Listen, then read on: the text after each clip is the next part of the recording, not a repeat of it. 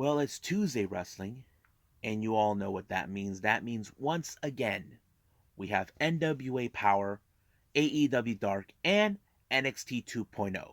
But first things first, we're going to review a past event by WrestleCade that took place on November 26th of 2021 for the 6th annual Showcase of Champions, but also some news updates regarding the directives by Terminus, which is the new show, the new promotion that's coming out soon. And of course, we have an AEW star making her debut in GCW at Hammerstein Ballroom. And then finally, MLW are filing an antitrust lawsuit against WWE. So, let's get ready for another episode of Deleted WrestleZone.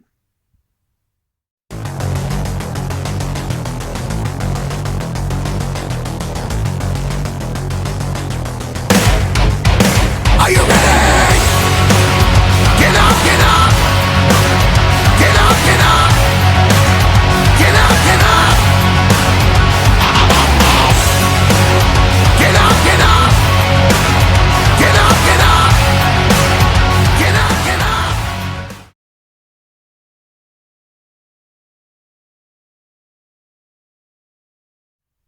Welcome everybody to Deleted WrestleZone, all things that it's pro wrestling with AEW, NXT, New Japan Pro Wrestling, Impact Wrestling, the National Wrestling Alliance, various promotions, wrestlers, matches, and championships. I am your host, Jay, right here. So, as I mentioned before, this is a past event that we're going to review. This one is from WrestleCade. If you guys never heard of WrestleCade, this is an event they take place every once a year, once every two events they do. And this always takes place during WrestleMania week, but however, they did not happen this year. This took place back in November 26th of 2021, and this is for the 6th annual Showcase of Champions, which every title's on the line from other promotions. So we got a lot of titles that we need to review. First match is the Ohio Valley Wrestling Rush Championship. We have challenger Colby Corino versus Gustavo. Now, I don't know who this Gustavo is, but he was very impressive from what I can tell. Now, we all talked about Colby Corino whenever I review many of his matches. He's now being a guy who wants this title, try to find ways to weasel his way to win. But unfortunately, not this time. He pulled up an upset against Colby, not realizing how he did it. So, better luck next time, Colby. The next one is from the Next Generation Wrestling. This is from the NGW Championship. We have Hayden Sade versus Matt Cross. As you know, I'm a big fan of Matt Cross. He's an amazing wrestler. I've seen him many times. But it was a really good match, and I really enjoyed it. So, Matt Cross picked up a very amazing victory with the pinfall on Hayden. Next up, this is for a really interesting title type. This is for the BC Fashion title, and of course, the BC 5 points down. Now, we're going to have a tag match on this one, but here's how it goes. First team, we got Dream Girl Ellie teaming with Steven Pena, who is the 5 points, the BCP 5 points champion. So, that's who he is. And of course, their opponent is Savannah Evans, teaming with Mike Drake, who is the franchise champion. So basically, either way, if Mike pin Steven, he gets the title too. But however, and this is kind of confusing, but however, Mike pinned Dream Girl Alley in order to win the match, but he did not gain the title. So basically, it could happen. So if Dream Girl Alley pinned Mick, she gets the title. Or if Savannah pins Steven, she gets the 5 points, but it did not happen. So basically, Mike, retained the title, which is confusing a little bit. Next up, this is from the Premier Wrestling Federation, JD Drake versus Bojack. Now, this was a battle of the behemoths. As you guys know, these are two extremely large individuals. We've seen JD Drake many times over. If you guys have seen him before, he's part of the Wingmen. This was a very pound for pound type of match, but it was Bojack that retained the title by pulling up an amazing victory when he pinned JD Drake. So he is the man. That's what I think. I think I might have seen him BoJack one time, but he was very impressive. Next match, this is for the VPW Heavyweight Championship. VPW stands for Visual Pro Wrestling. This is between Anthony Henry. You may have known him in 205 Live and NXT as Asher Hale, now facing against Sean Legacy. This was a very interesting match. Now, from what I can tell, many fans were hoping for Anthony Henry to win. But however, there was a bit of a mix-up where we couldn't tell from our perspective, those who watched, if this was a double pinfall, or was it Anthony Henry that pinned Sean Legacy? Well, it turned out that the referee looked at excuse me, that it was Sean Henry that picked up the pinfall on this one. So basically, a lot of fans were upset. I mean, I would be upset too, but Anthony Henry was so close, but it did not. Next up is the ASW Heavyweight Championship. I don't know what ASW stands for because there was no information I can get from that. It's Davey Richards versus, who is the champion, versus Axton Ray. You know how Davey Richards is. Ever since he made his return to wrestling, he has been on a tear, tearing it up. But of course, he always wins by putting up the amazing submission leg lock right on the ankle lock on his opponents, and that's how he retained the title. Now, our next match, this is a vacancy title. This is from the Imperial Pro Wrestling Women's Championship in a three-way. We have Kylie King versus the Impact's digital media champion, Jordan Grace, and then there's also Kenzie Page. This was a three-way. Anything could go on. But basically, this is the beginning. Who will be taking home this title? And of course, Kenzie has her little cheerleader by her side, making sure she probably get cheered up or cheered away. But it turns out it was somehow Kenzie pulled up the victory when she pinned Kylie King. Now, you probably guessed that, of course, Kenzie's cheerleader worked out on this one. So it's kind of disappointing, but it did happen that way. Now, our main event, this is for the Ring of Honor World Six-Man Tag Team Champions. We have Zuka King, Tim, or known as D, can't pronounce it well. And then there's Caprice Coleman versus Shane Taylor's promotion, Con, Moses, and Shane Taylor. This is one of those matches you know it's going to be good when it comes to Shane Taylor. It was like one of the best ones, but Zuka King made the biggest mistake by calling out Shane Taylor, and he paid for it dearly until it was the Shane Taylor Promotions that retained the six-man tag team titles. So it's pretty good. Now, what are my thoughts about this one? I have to say I give this one a solid 8. Pretty good matches, I think it showed, seeing all the top titles possibly on the line. I'm just, wow. I don't think I've ever seen that. The only time we've seen that's on pay-per-views, but on this, throwing just those, I never. But there is another WrestleCade I will review at another time. But I think right now it's time to move on to NWA Powerrr.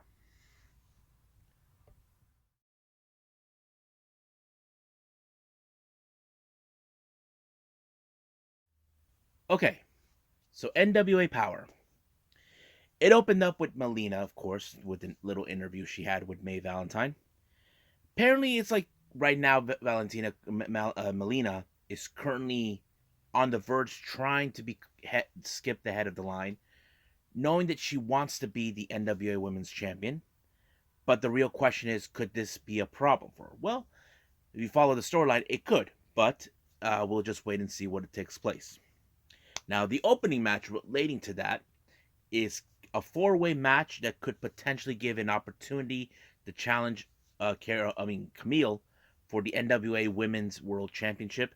We have Kiera Hogan versus Genocide versus Kenzie Page versus Christy James. This was a really interesting match because there was only one factor that was placed upon in this match was Genocide. We all know she's big, she's strong, she's the Bionic Woman. That kind of tells us that, she's the common thread. But if they were able to eliminate her, who most likely could walk out as, of course, the winner for this match? But frankly, it ended with a beautiful ending by Kiera Hogan pinning Christy James, giving her. Now, the only question is Camille paying attention, or she's not worried about it because, she is the brick house. Well, we'll see what happens when that day comes. Now, we get a little interesting interview again with May Valentine. We had the OGK, La Rebellion, and of course Homicide. Now, as you know, Homicide is currently focusing on the junior heavyweight title, but there is a talk about the six-man tag titles that's being established by Billy Corgan. So basically, OGK had no intentions of that yet, but they could if they find the right partner. But the real question that they ask, what is OGK doing? As you can tell, right across from them is La Rebellion, the current NWA World Tag Team Champions. Now, it's no secret that they would want those titles, but it can happen when that day comes. I'm really curious to see how it's going to go. But the real question is, when will that match happen? I'm very curious to see. This is going to take place very soon. Now, back to another interview, but this time with Kyle Davis. We have Jack Stain. Now, it appears that Jack Stain seems like he's still not done with Anthony Mayweather. Or should we know him as Chris Crimson.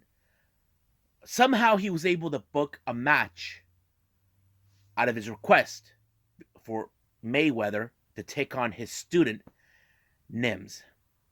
I don't know what's the end game here because, he did beat him in that steel cage match, but it looks like he still wants to break him. But of course, the match went ahead and scheduled. But I think this tells his story. Nims does not want to hurt his mentor. Despite the fact that Mayweather might have taught him, probably told him, you need to put your feelings to the side. And fortunately, he did not. He even stepped out of the ring. It could have been a double countout, but Nims made the choice to toss Mayweather back and allow him to win. He did not want a double countout. So basically, he grew a conscience. But the real question is, will this conscience cost him dearly? Well, we'll just wait and see for that. Now, once again, we go to another interview with May. As you know, Zion recently mentioned something to Tyrus, a big mystery. Like we always hear, like we don't know who Zion is, but he left a clue. He said that he is the son of an NWA champion. Now, the real question is who it is. But he never specified what kind of champion. Was he the world heavyweight champion? Was he the television champion? Was he the national champion or tag team champion or junior heavyweight? It doesn't specify. And of course, the fun games began with that, in the commentary desk where they're all looking at Austin Idol. As you know, Austin Idol, how his dealings with Zion, but they're saying, could it be your son? And he kind of like, no, it can't be. I wouldn't do something like that. Basically, it's kind of like the end games. I mean, for me, if it was that, if Austin Idol is the son of Zion, that would be a great storyline. But I'm kind of curious to see where it takes us because it's a fantastic story. Now, our next match is tag team action. We have the Rude Dudes, Jamie Stanley and El Rudo, or as we know him as Sam Adonis, taking on Dirty Sexy Boys, consisting of JTG and Dirty Dangle. This match was pretty good. I think I liked it. It was very, very good, and it showed exactly what Dirty Sexy Boys can do. However, it was Dirty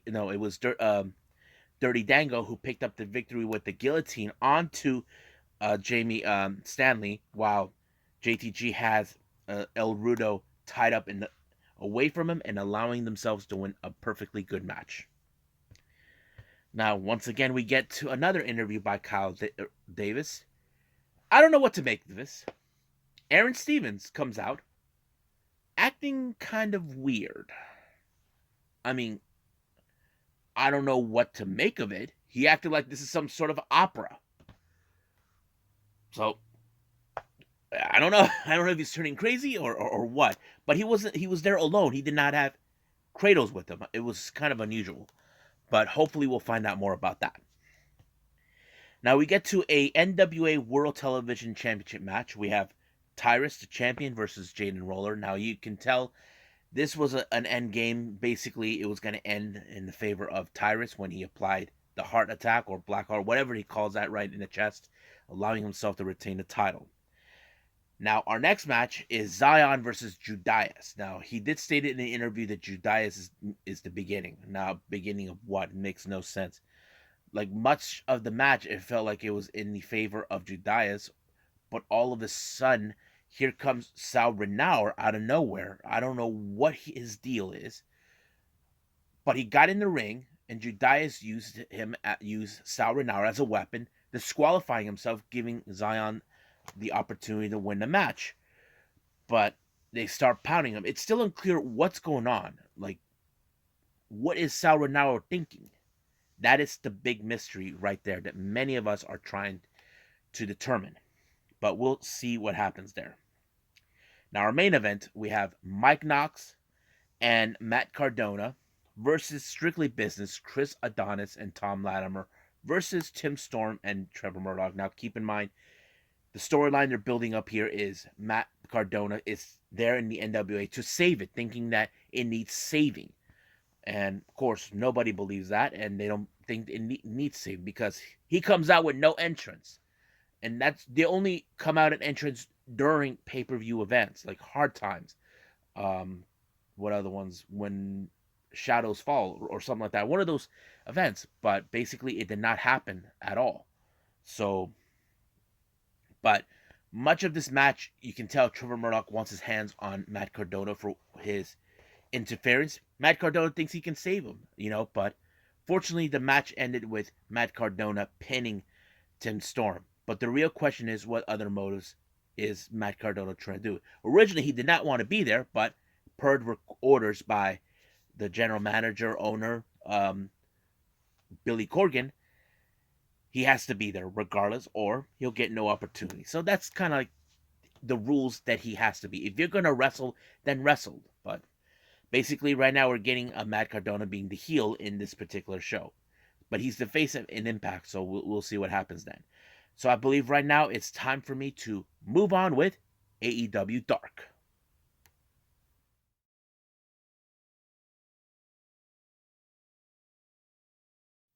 Okay, so AEW Dark had about an hour and a half plus minutes of showtime. Plus, they added about a stipulations, eliminators for the TBS title, of course, the tag team titles, but of course, a little stipulation for the AEW World title. As you know, they put Matt Hardy along with members of the HFO to take on Hangman Adam Page and the Dark, Dark Order. However, if he wins the match, he gets an opportunity of the AEW World title. But right now, let's go from start to finish. We can start out with the first match. The Captain Sean Dean taking on Liam Cross. It was a pretty good match, as you know. Sean Dean has been his popularity is growing and growing, and it was great to see him do his thing as always. And he of course won his match. The next one we have Anthony Ogogo of the Factory taking on Baron Black. This time Baron Black did more unique methods, of course, and he won by not taking down his opponent and then pinning him 1, 2, 3. We have Red Velvet versus Chalance Royale. If you guys remember Chalance, she's that opera singer, but she's not doing any singing anytime soon because she got the final slice by Red Velvet. Now, this next match was an interesting one. We had the Gun Club consisting of Colton, Austin, and Billy. Now, in recent weeks, Billy has been showing up with the shirt that says Ass Boys, which reference to his sons. Now, both Colton and Austin did not take this too kindly. Even though they have a match, they were taking on against Marcus Cross, TIM, and Patrick Scott. Because of this antics, they decided to make the decision to walk out and leaving Billy, their dad, Billy, to fight on his own, which he did. He won in a handicap match, despite the fact it wasn't announced as a handicap match. They just, as soon as Billy won the match, they just say the Gun Club won. A win's a win. Next up, we have Ty J or consisting of Tay Conti and Anna Jay against the Renegade Twins, Charlotte and Robin. I thought it was a pretty good match, but the ending was the best moment. Is where we saw both twins were being submitted. Uh, Anna Jay put, I don't know which one, into the Queen Slayer, and as for Ty, she put the other in a that one submission move I've seen her do. I don't know what you call it, but it was a fantastic moment. Next up, we got JD Drake, along with these guys wearing masks, Rayo de Jalisco Jr. We like to call him the Goon Squad, taking on freshly squeezed Orange Cassidy. I thought the match was really fun, very entertaining. With Orange Cassidy, who he is, and of course, all of a sudden, when Orange was taken out, the Goon Squad was about to take him out, but he was rescued by Yuta and Chuck in the helping process. But of course, JD Drake got the orange punch knocked out of him and allowing for Orange Cassidy to win the match.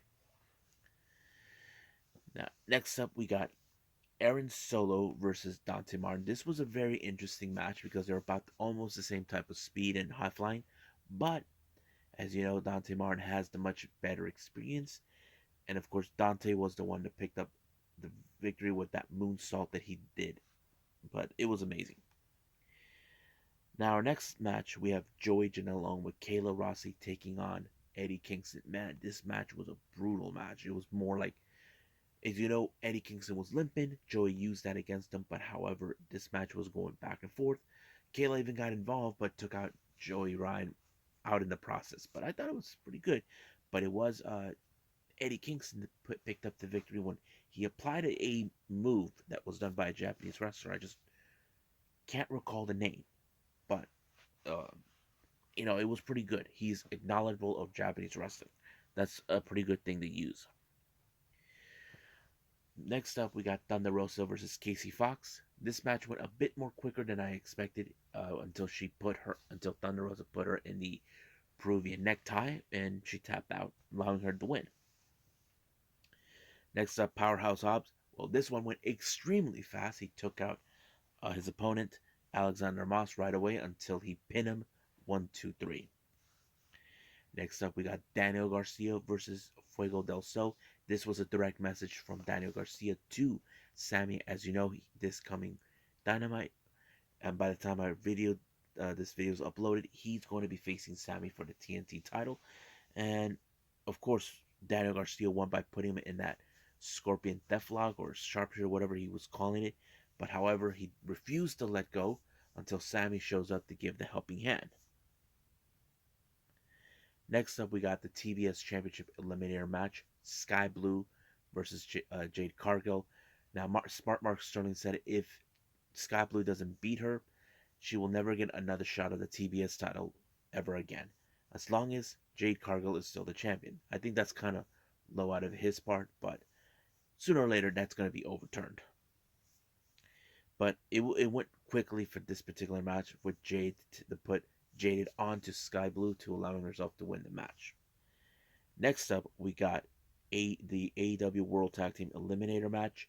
The Factory, QT Marshall, and Nick Camarado taking on the Jurassic Express, Jungle Boy, and Luchasaurus. I thought this match was pretty incredible because there was some great moments, especially the ending where um, what's his name, Jungle Boy applied the Canadian Destroyer onto QT in order to save Luchasaurus when he pinned Nick Camarado. I thought that was a great moment, allowing themselves to win the match. Now our main event is Serpentico along with the HA with Matt Hardy and Isaiah Cassidy taking on Dark Order, Allen Five Angels, and 10 to take on Hangman Adam Page. This was a really good match too. I enjoyed this moment. Not to mention the storyline is still there, where Matt Hardy will never forget losing money to his first quarter earnings of 2022 to Hangman. However, I think there was some great moments in this, but I think the moment is when Serpentico, who is a bit out there, he went on top of the turnbuckle to land on top of the Dark Order, but as soon as they saw him, they told him jump. He did, and they moved out of the way, allowing for Hangman to pull up the buckshot lariat, and I thought that was a great ending with the 1, 2, 3. It was pretty good. I have to say there are some good matches, but I think the ones that I did like is of course the JD Drake versus Orange Cassidy, Joey Janela and Eddie Kingston, and of course the last two matches with the Eliminator for tag titles, and of course the trios match with Hangman and Dark Order. That's a pretty good event, and I enjoyed it. I think right now it's time to do NXT 2.0.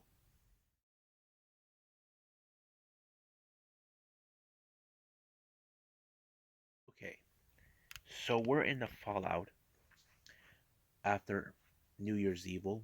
We have crowned a brand new NXT champion, Braun Breaker. He comes out, gives out a great promo. He talks about his dad. Now, if you guys know who his dad is, and those who don't, I'll tell you who he is. His dad is Rick Steiner. He was part of the tag team known as the Steiner Brothers, alongside, Braun Breaker's uncle, Big Papa Pump, Scott Steiner, and pretty much what he talked about that. And then he did stated how he wants to be a fighting champion, and he called out anybody in the back to step up and prove that he is a fighting champion. That's the kind of thing that he is. He wants to prove it's like any other champion we have witnessed before.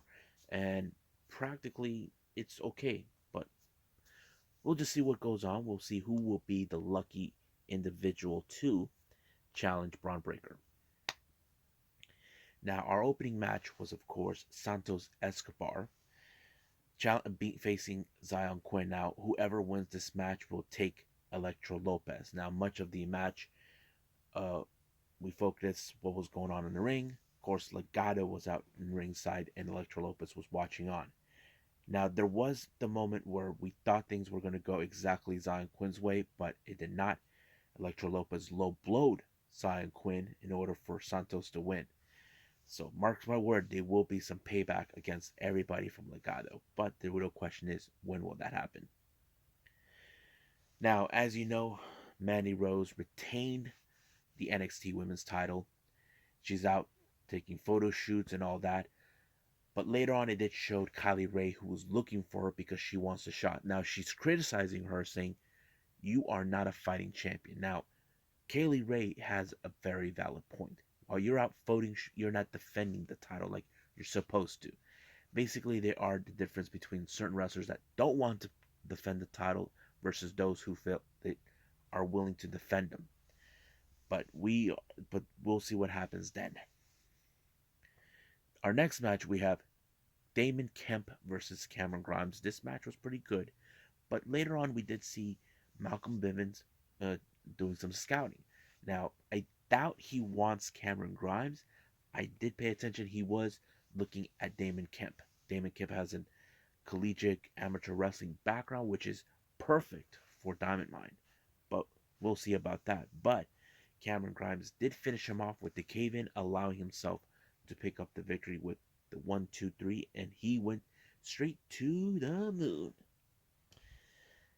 Now, as you know, the Dusty Cup is getting closer. Joe Gacy and Harlan requested they want to earn a spot, which they made a little video package about that. And of course, during the match, they got their match. But however, their opponents is Malik Blade and Idris Anthony. Anthony, I think I pronounced it right. But the match ended in a disqualification by Harlan due to the fact that he was hurting what's his name, Malik or whoever it was, I don't remember, costing them an opportunity. So, but here's the thing: this particular match became an entrance to enter the Dusty Road. So Malik and Edris are now in the Dusty Cup. So I can't wait for this to come out real soon. Now, Grayson Waller, as you know, he's been a loudmouth, you know, costing AJ Styles a match on Monday Night Raw. I did not see that, but I saw the clips. He thinks that this night will be his night, that he will be truly phenomenal, and not to mention, he opened his mouth against Roman Reigns and Shinsuke Nakamura. Now, if I was Roman Reigns, I would get my hightail to NXT and give him the punch. That's what I would do. Now, Our next match is a 6-woman tag match. Now, this was a very unusual, but at the same time, I wanted to see how it went. We had Wendy Chu, this girl who's been sleeping wherever the cameras go to, teaming up with Persia and Indy Hartwell versus Amari Miller, Casey Canizaro, and Kaden Carter. Now, I don't know exactly what WWE or NXT were the creative thought was for Wendy Chu. Now, majority of the time she's been asleep. I don't know. But to me, I find it very interesting because I think Wendy Chu needs to, how do I say, we need to get behind the bandwagon because I'm always up for uniqueness when it comes to characters. You know, I talk about Orange Cassidy, um, any other wrestlers that have a unique characters, and I think Wendy Chu is one of those wrestlers that I definitely enjoy. Not to mention when she went into the ring, we all thought, oh, she's not going to do her job as a wrestler, but she pulled it off. It's kind of like similar to Orange Cassidy. Now, I'm not saying it's the same, but it's not. You know, Orange Cassidy, he's slow. He takes his time. Wendy Chu, she's napping. So, like I said, it's unique. But it was Indy Hartwell that picked up the victory with the little unusual help from Wendy Chu. Now, as you guys know, there's been a beef between Solo Sikoa and Boa. Boa has been transforming into this alter ego of like a evil spirit demon type. So Solo had enough of it, saying, "I don't care who comes out in the ring. Is it just your normal you or this other you?" So it doesn't matter. So the match happened, but fortunately it went into a double countout. They wanted to beat the crap out of each other, so they took the fight all the way to the back until a fireball got into Solo's eyes, and then that's when we see the demon-looking Boa. We don't know what's the extent. Hopefully he's okay, but I think the story is telling us Boa is maybe learning to use his abilities, or he can't control it. We don't know. Now, as you know, we have the unification of the NXT North American and the Cruiserweight title. Tracy Williams, along with Camilo Hayes, the A champion, set out this ridiculous promo, but he did call out to anybody who's willing to challenge them.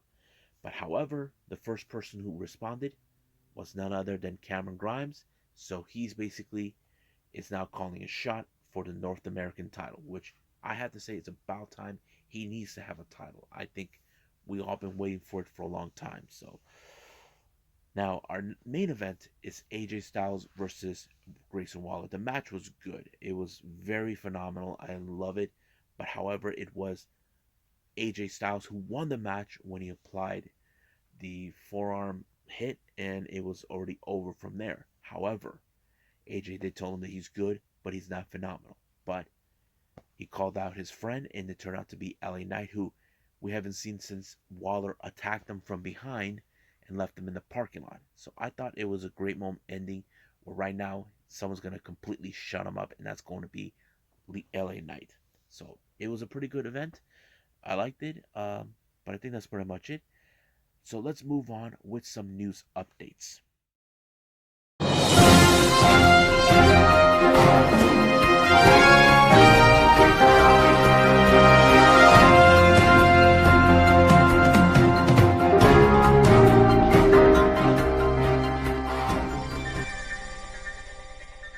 Okay, for some news updates, as you know, I mentioned about Terminus.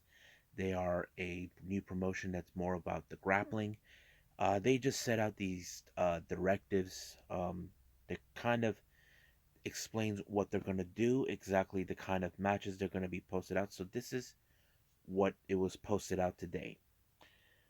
All matches must be won by pin, submission, KO, or DQ, unless substitute stipulation agreed upon the grapplers. Okay.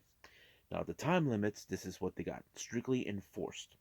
Singles, 15 minutes. Tag / multi-man, 15 minutes. Championship bouts, 20 minutes. Overtime, a 90-second overtime period occurs if there is no winner.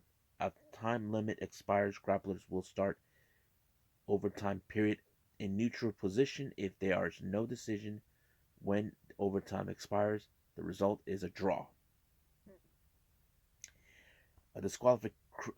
Disqualification criteria: two technical fouls, foreign object usage, outside interference.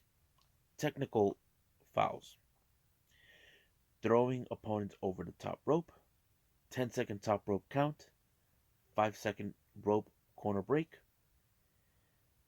intentional physical contact with referee, intentional low blow, intentional eye gouge, fish hook, intentional hair pulling, spinning, close fist punches, technical fouls given at the referee's discretion.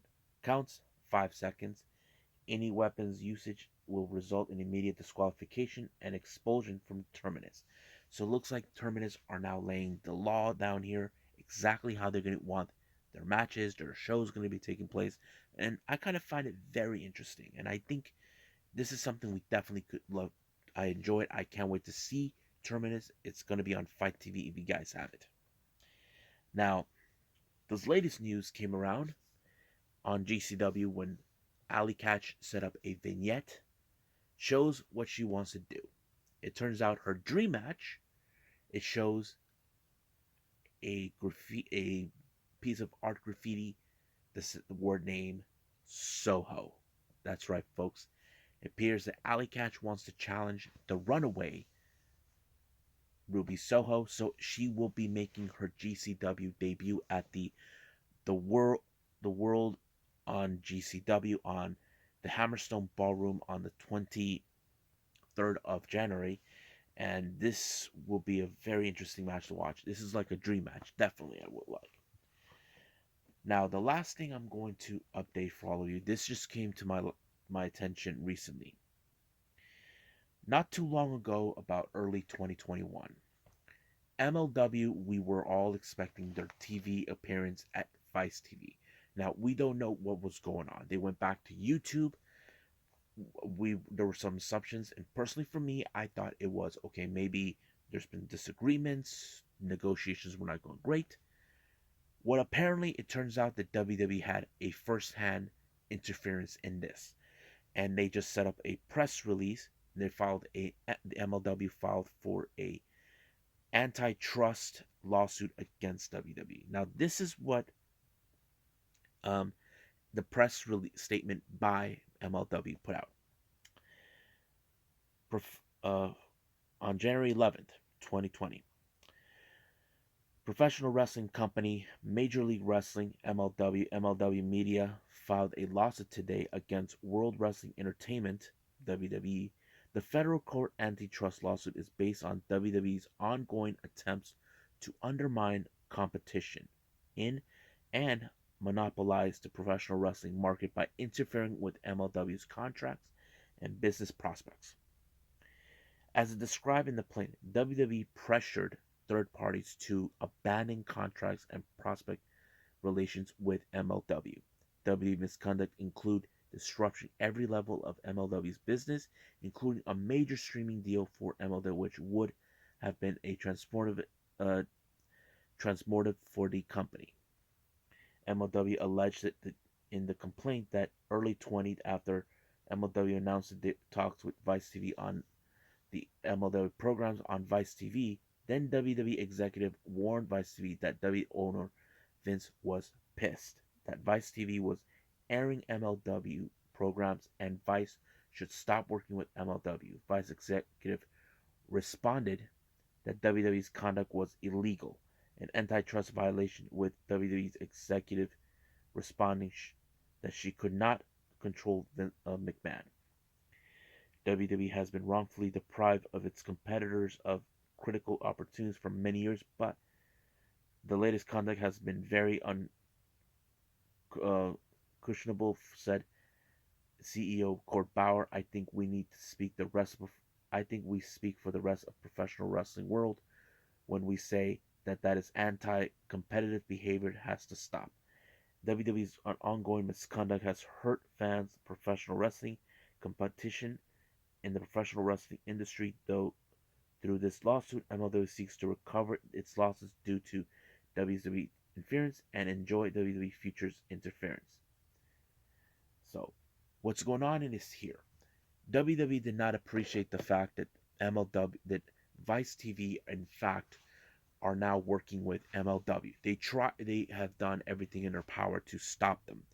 Now, in this way it's been going, I feel WWE are trying to say they own Vice TV. I don't think they do own it. Now, keep in mind, many things did take place for Vice involving WWE, including documentaries of certain WWE wrestlers that we've seen in the past, like the Owen Hart stuff, Bret Hart, all of that. I don't know exactly what it is, but I hope MLW does win because it's unfair that WWE are doing this. They have been playing out this role where they don't want no television competition with other promotions. They never considered Impact as a threat, but AEW they have. I'm sure maybe with MLW it must have been like that. Now I don't know. So we will keep apprised to this lawsuit what's going to take place. If MLW wins, then WWE has no other choice to realize they're screwing other people, the other companies, and basically costing them money. But I think this is unfair for what MLW went through. Hopefully they do win. So, and I think that's pretty much it what I got for all of you. So let's call it a night. Well, I hope you guys enjoy this episode. Before I go, I want to put some great news coming from Kylie Ray. She just received her 90-day recovery. As you guys know, she's been dealing with mental illness or whatever she's been dealing with. She just received her chip about almost less than 24 hours ago. I want to say congratulations, Kylie Ray. I hope you do get better. We really want you to get all the help you need to overcome whatever you're dealing with. So I think that's pretty much it. However, for the next upcoming episode, we're going to feature a 3 review um, episode. The first one is going to be New Texas Pro Wrestling, which is a promotion I never followed before, but I'm kind of curious. This event took place back nearly late September, and it's very interesting to follow. The next one will be from Tokyo Yoshi Pro Wrestling with Wrestle Princess 2 that took place on early October, which I'm really excited to review for all of you. And of course, we cannot forget AEW Dynamite because there's going to be some interesting matches we definitely going to watch. So I think that's pretty much it for now. But right now, I'll see you guys in the next DWZ time. Same DWZ channel. I must bid all of you adieu. So, goodbye. Mwah. And have a nice day.